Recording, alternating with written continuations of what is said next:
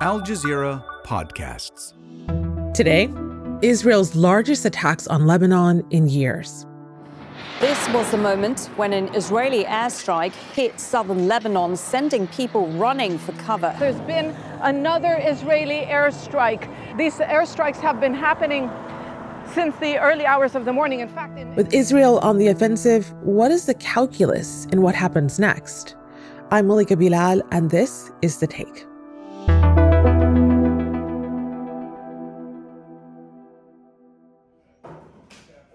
These are text messages sent by Israel, direct warnings to people in Lebanon telling them to leave their homes. If you are in a building housing weapons for Hezbollah, move away from the village until further notice. The calls and texts are coming from local numbers. The death toll in Lebanon is the highest it's been since the end of the Lebanese civil war. This Israeli offensive on Lebanon has ramped up as world leaders are in New York this week for the UN General Assembly. My guest today says a solution is still possible. I think we don't have another option, really, but to maintain a sustained diplomatic effort to try and find solutions.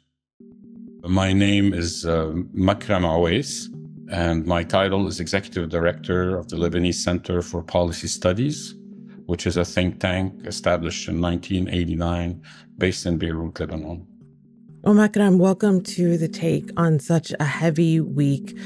We're glad to have you here. We are speaking on Monday as Lebanon witnesses the largest Israeli attack on the country so far in recent years. You are in Doha for a short stint, but Lebanon is your home. So what was your reaction to this escalation Monday morning when people in Lebanon were waking up 6 a.m. hearing about this strike? And how's your family doing? Well, thank you for asking. It's been a very, very harrowing week, and now beginning of another week with a very bloody situation. My family is doing well, but obviously many Lebanese are leaving their homes to take refuge in other parts of the country. My wife informed me that school had been interrupted because most parents wanted their kids out of school. Our kids' school is in Beirut. And as such, our son had to leave early, and most kids did as well. And we've seen a massive exodus of people from southern Lebanon and other parts to different regions. So yeah, it's a very difficult time for Lebanon. I'm really sorry to hear that. And thinking of your family and what they're going through. Many in Lebanon have received these messages from the Israeli military for the first time since the war on Gaza began almost a year ago. These messages are purported warnings to evacuate. What can you tell us about what the messages say, how people are reacting, who's getting them? Well, it's really a random sort of set of messages. About 80,000 of them have been sent out to the general public, asking them basically to vacate areas where Hezbollah may have depots or military positions. Even the Ministry of Information received a message asking people to vacate the ministry's building. Obviously, people are taking things seriously because there's been significant attacks early in the morning. So it's a very, very bloody day. Yeah. Well, Makram, I want to take a pause to really think through these messages, because this is something that Israel does in Gaza, and we've seen it throughout this war, sending these messages. And on Israel's end, they are supposed to show a humane response, a humane way of telling civilians that they need to evacuate. Of course, we know that civilians have nowhere to go. There are no safe spaces. When doing it in Lebanon, I wonder about the absurdity of it. Do people, average people, know where a Hezbollah depot is? Are they supposed to know where weapons might be stored if they're in their neighborhood or not? Where are they supposed to go where they aren't? How does that work? Obviously, most people don't know most citizens don't know. I mean, obviously there's a group of people who do know and who are part of the military establishment, but or group, but most people don't know. And as such, for most, the safe option is to basically leave areas that have been targeted over the past almost year to areas that haven't, and where perhaps it's known that Hezbollah doesn't have, a presence. And so that's what people are doing. Well, let's talk about what Israel says that they're doing and why they're doing it. I want to read you a quote from the Israeli Chief of General Staff on Saturday. He said, "We will bring the residents of the north back to their homes." And if Hezbollah still hasn't understood, even after the last 2 weeks, it will receive another blow and another blow until this organization does. Makram, what's your reaction to that? Hezbollah has been very clear from the very beginning, from the second day when it entered this conflict, that it would not stop until the war on Gaza ends. And this obviously has not happened yet. Hassan Nasrallah, in his most recent speech, was also very clear that this would not happen and that people would not go back to the north because they will continue to be targeted there. Frankly, I feel and fear that this approach to the conflict is one that won't get us anywhere, because Lebanon has already had, before today, already 100,000 people that had moved to schools and to other parts of the country.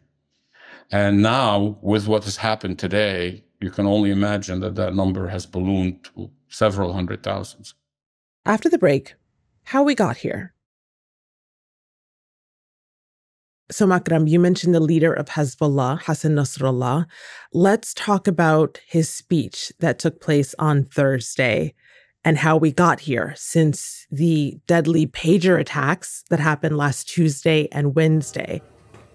Dozens of people were killed and thousands injured when hundreds of pagers and walkie-talkies exploded. Hassan Nasrallah on Thursday gave this highly anticipated speech in the wake of those attacks, and it was about an hour long. Set the scene for me. How were people expecting this to go down? How did it go down? What were the main takeaways from that speech? When Hassan Nasrallah came to give his speech, most people were trying to first see what he would say about this incident and how could that have happened, really. But also try to understand what the next steps would be given the scale of what had just happened. And so obviously the roads were quickly emptied because people were going to watch the speech. Some were obviously concerned because sometimes there are gunshots that start at the beginning or at the end of the speech in terms of support or in terms of show of force. It was not an easy situation, and so some of the key points that Nasrallah put forward were, one, that he thanked all the people who came to the rescue of all those who were injured or maimed, the doctors, etc., from all communities across Lebanon. He then, told Israel very bluntly that, they would not stop, their attacks until the war in Gaza ends. Pointed to the fact that the party had really received a big blow and recognized the gravity of what had just happened. But he also pointed to the fact that in a war, this is what happens, really. Concluded on the fact that Hezbollah would remain engaged and would continue to push back, and that the return to the north would not be facilitated until combat ends. Israel will not be able to have illegal Israeli settlers return to the north. Israel will not be able to enable illegal settlers to come back to their colonies. The only way, I reiterate what I said on the 8th of October, and as we're about to mark 1 year in the battle, the only way is to stop the war on Gaza and subsequently on the occupied West Bank.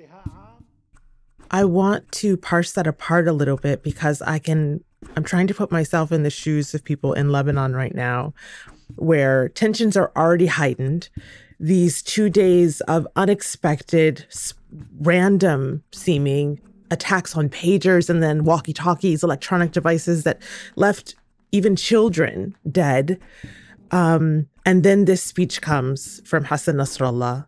You're talking about the shooting that sometimes happens before a speech from either Hezbollah supporters or Hezbollah members, a show of force out in the streets. So, of course, people are still huddling at home, not wanting to be in the midst of that. But then there were also reports that Israeli jets were carrying out these sonic booms over Beirut. For those who have not had the misfortune to listen to a sonic boom or understand what that feels like, what does that feel like? How terrifying is that?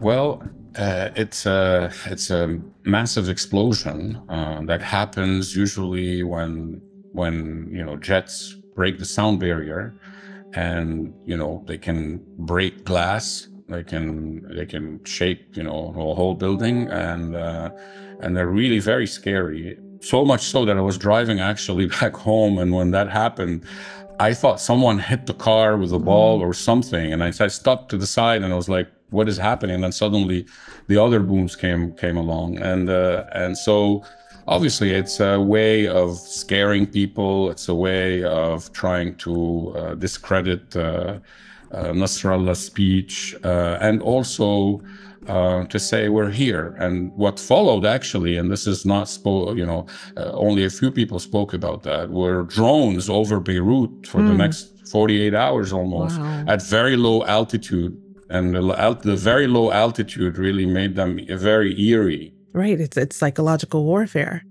You mentioned that Nasrallah said that these attacks would only leave Lebanon more resolved and more robust and really bring people together. Do you think that that's true?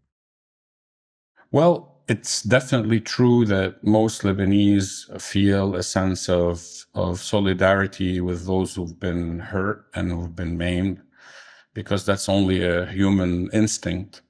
Politically, there's definitely a lot of people who were not in favor of Hezbollah entering this conflict from the very beginning, in part because they didn't feel that it was a conflict that concerned Lebanon directly, and second, because of the fact that for many, the potential contribution to helping people in Gaza were relatively limited.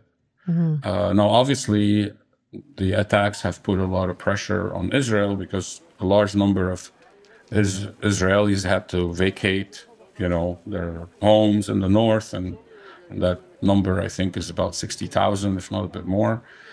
It has also had an impact on the economy, and obviously on a lot of military targets that have been the main goal of Hezbollah. Hezbollah, from the very beginning, declared and stood by what they said in terms of targeting only military target and not civilians. Unfortunately, the Israelis went after journalists, went after medical staff and other civilian locations, and that led also to a lot of civilians getting killed on the Lebanese side, and that's before everything that happened today. Wow. So this asymmetric warfare. On this chronological timeline, that was all still Thursday of last week. There's still more to go, because Friday, there was an Israeli strike on a building in Beirut's southern suburb, killing civilians and senior commanders in Hezbollah. This was a raid against senior Hezbollah military commanders, but they were not the only victims. So this is two huge blows to Hezbollah and to Lebanon in just a few days. The escalation since last week between Israel and Hezbollah has been intense, clearly. But it's also clearly a new phase. Hezbollah leaders, including the deputy to Nasrallah, have been saying just that. So what does this new phase mean for how Hezbollah is likely to engage in a war with Israel Do you see flashbacks to 2006? Do you see something new? You know, it's difficult to tell. Netanyahu's government is composed of very extreme elements who've been really trying to expand the conflict and drag other countries into it. And until now, I think the resolve of the United States and other countries in the West, as well as Iran, has led to Israel limiting itself to the end, a tit for tat kind of scenario. But it seems now that that the Israeli government has decided to push further. I fear that this push further is only going to, cause more suffering for people, is going to potentially get us into a broader conflict, which will impact the interests of not only the region, but the world, because of trade, because of oil supplies, and because of potential slippages that can happen. I mean, we need to remember that, there are Russian troops in Syria, there are Iranian troops in Syria, etc.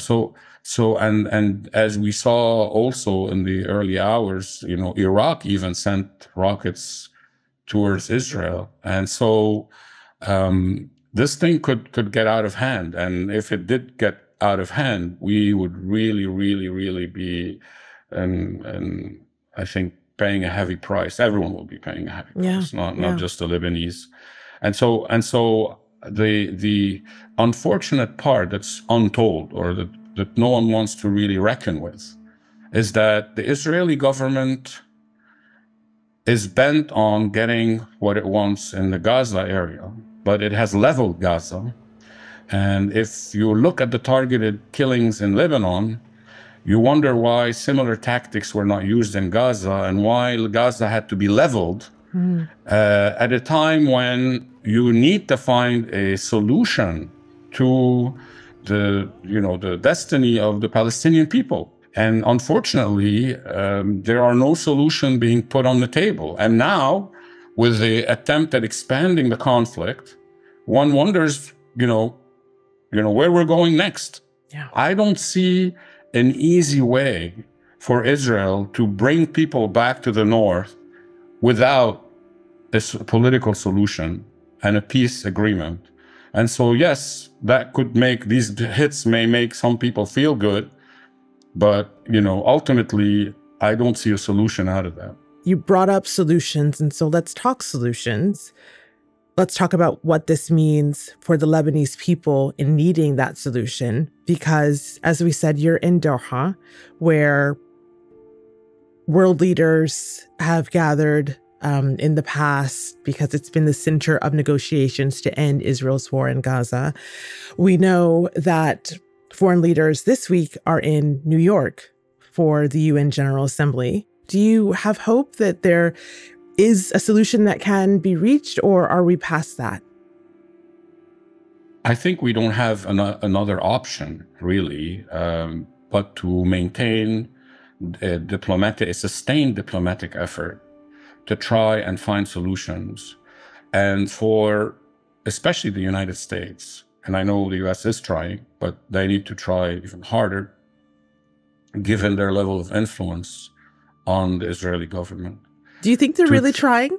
Is that the diplomat professor in you who's saying that? Do you really believe they're trying? No, I do believe, and I think that the United States has put sufficient pressure until now on the Israelis to not expand the conflict. And that has been the result of a lot of US pressure. I'm not convinced that there's been enough pressure to stop what's happening in Gaza. But and now I fear that some people may say, "Oh, we're helpless. We can't really influence the government." But I don't believe that. I think the support for the government in arms and financial resources are an indication that the U.S. will stand with Israel, even if Israel is, I would say, committing suicide for the region and potentially impacting the world in the way it's doing things. And unfortunately, I think the U.S. has to have a much stronger position in this regard and again, redouble its efforts to maintain peace in the region.